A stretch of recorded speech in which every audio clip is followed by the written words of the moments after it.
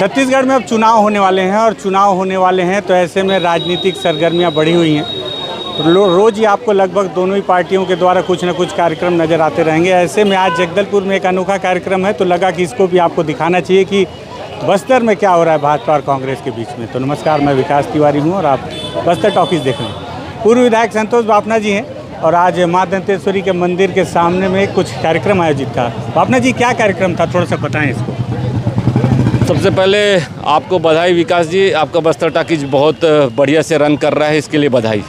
आज हम लोग जो कार्यक्रम रखे हैं, ये कार्यक्रम माँ दंतेश्वरी मंदिर से लेकर एनएमडीसी का रेस्ट हाउस का जो भूमि पूजन का पत्थर था, 12 मई 2018 को भूमि पूजन हुआ था। डॉक्टर रमन सिंह जी ने इसका भूमि पूजन किया था। तत्कालीन कलेक्टर यहाँ पर धनंजय देवांगन जी थे और भूमि पूजन के बाद जो भूमि पूजन का पत्थर होता है जिन निर्माण कार्यों के लिए, उसको पहले सर्वप्रथम लगाया जाता है। लेकिन ऐसे कई पत्थर, कई जगहों के पत्थर उस टाइम के तत्कालीन कलेक्टर और EPWD के द्वारा लगाया नहीं गया। आज हम लोग पहले चरण में ये कार्यक्रम हम यहाँ कर रहे हैं और ऐसे आने वाले समय में लगातार कार्यक्रम करेंगे और कार्यक्रम करके विभिन्न कार्यों का लोगों को ये बताना चाहेंगे कि कांग्रेस के शासनकाल में जगदलपुर विधानसभा पूरा ठगा हुआ महसूस कर रहा है। कोई भी नए काम उन्होंने नहीं किए हैं। ये प्रगति पथ का जो काम है, ये 3.52 किलोमीटर का रोड 23 करोड़ की स्वीकृति डॉक्टर रमन सिंह जी के द्वारा दिया गया था और इसका जैसी कल्पना हमने प्रगति पथ की थी, उस कल्पना के अनुरूप भी ये रोड नहीं बना। तो इसको हम लोग जनता को ये बताने का प्रयास कर रहे हैं कि ये जो काम है डॉक्टर रमन सिंह जी के कार्यकाल में स्वीकृत हुआ था, भारतीय जनता पार्टी के शासन कार्यकाल में स्वीकृत हुआ था। कांग्रेस का कहीं कोई इसमें योगदान नहीं है, ये हमने बताने का प्रयास किया। ये बोर्ड आप बता रहे हैं कि अधिकारियों के द्वारा नहीं लगवाया गया था, क्या कारण मानते हैं इसके पीछे, क्यों नहीं लगवाया गया था? उस समय क्यों नहीं ध्यान दिया गया? उस समय के तत्कालीन जो कलेक्टर थे, तत्कालीन जो थे, और उन्होंने ऐसे कई पत्थर, मैं आपको और बता सकता हूँ, बोधघाट थाने से लेकर क्या बोलते हैं गुरु गोविंद सिंह चौक का जो पत्थर है, सेंट्रल लाइब्रेरी का पत्थर है, बैडमिंटन कोर्ट का पत्थर है, ऑडिटोरियम का पत्थर है, ये सब पत्थर एक जगह डंप किए हुए पड़े हैं। कोई पत्थरों को लगाया नहीं, क्योंकि ये इन कामों की लगातार मैंने स्वीकृति कराई थी और स्वीकृति करा के इन कामों को चालू भी करवाया था। और चालू कराने के बाद इस पत्थर को लगाने का काम इनका था। किसी भी निर्माण की दो प्रक्रिया होती है कि भूमि पूजन की और दूसरा लोकार्पण की।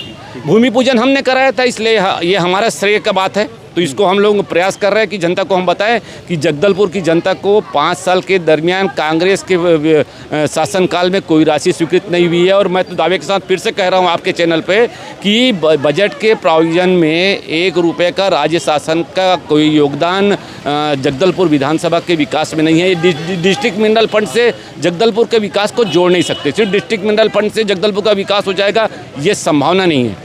इस डिस्ट्रिक्ट मिनरल फंड में कलेक्टर का अपना विजन रहता है, कलेक्टर अपने विजन से काम करते हैं और वो उन चीज़ों को करते हैं जिनमें मतलब स्वाभाविक रूप से लोगों का हित जुड़ा रहता है। तो उस टाइप से जो काम हैं वो काम होते हैं। लेकिन जनता का काम, कहीं सरोकार जनता के हिसाब से कोई काम हो सके, अपना विजन दिखे, कांग्रेस का शासन का कोई विजन दिखे, विधायक का कोई विजन दिखे, तो जगदलपुर की जनता को ये विजन देखने का अभाव 5.25 साल पूरा लगातार रहा है। क्या लग रहा है इसके पीछे राजनीतिक दबाव रहा कि ये लोग पत्थर हटा दिए या डंप कर दिए हैं, या ऐसा दिखाना चाहते हैं कि नहीं? ये सब मैं एक बात ये बोलता हूँ, राजनीतिक दबाव तो जो रहा होगा, लेकिन अधिकारियों की नेग्लिजेंसी भी रही है। अच्छा, अधिकारी जो थे, वो जो तत्कालीन अधिकारी थे, उनको नेग्लिजेंसी के रूप में, जब यदि उन्होंने मुख्यमंत्री जो प्रदेश का मुखिया और सर्वोच्च व्यक्ति होता है, उसके हाथों से जब भूमि पूजन करा दिया तो उस पत्थर को उनको लगाने का दायित्व उनका है।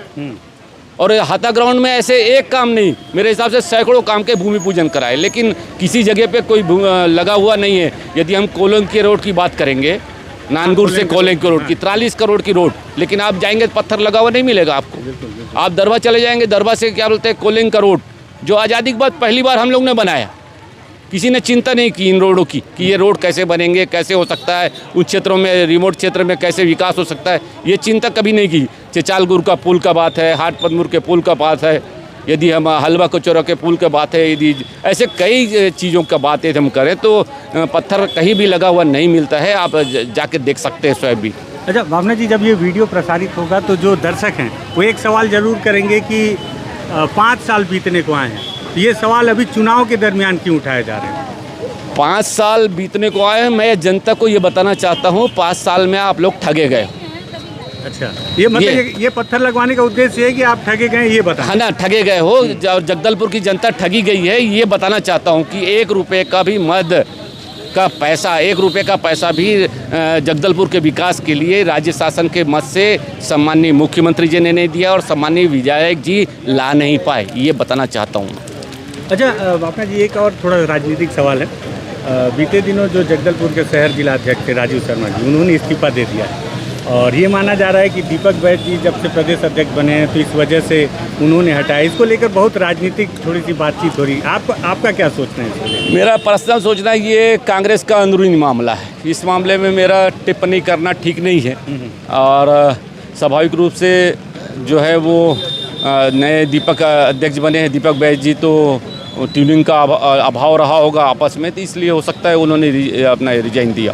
ठीक है, तो इस तरह के कार्यक्रम अभी और भी चलेंगे आगे क्या है? इस तरीके के कार्यक्रम लगातार जहाँ जहाँ हमारे भूमि पूजन के पत्थर फिर से मैं शब्द को दोहरा, भाजपा शासनकाल के जो 12 मई 2018 को हुआ था, जो डॉक्टर रमन सिंह के कार्यकाल के हुए थे, भारतीय जनता पार्टी कार्यकाल के हुए थे, मेरे विधायकी कार्यकाल के हुए थे, उन जगह पे मैं पत्थर लगाने का एक अभियान मैंने चालू किया है आज और लगातार मैं लगाऊंगा। ठीक है, संतोष बापना जी हैं, जगदलपुर में 2 बार विधायक रह चुके हैं और चुनाव मैंने आपको पहले ही बताया सर पर है, तो राजनीतिक सरगर्मियाँ बढ़ेंगी ही और लगातार आरोप प्रत्यारोप का दौर भी बढ़ेगा। हालांकि 4.5 साल बीत गए हैं और लेकिन जब जागे तभी सवेरा। जिस तरह से बापना जी ने एक मुहिम चालू की है कि वो बस्तर की जगदलपुर की जनता को बताएं कि आप कांग्रेस के कार्यकाल में ठगे गए हैं और यही वजह है कि इस तरह से पुराने पत्थरों को फिर से स्थापित करने का कार्य उनके द्वारा शुरू किया गया है। उनके द्वारा ये बताया जा रहा है कि भाजपा कार्यकाल में जिस तरह से कामों की स्वीकृति हुई थी, कांग्रेस किस तरह से उसे अपने कंधे पर लेकर अपने पीठ को थपथपाने की कोशिश करी। ये राजनीतिक बातचीत भी अगर आपको पसंद आई हो तो इस वीडियो को शेयर कीजिएगा, बस्तर टॉकीज को सब्सक्राइब कीजिएगा। धन्यवाद।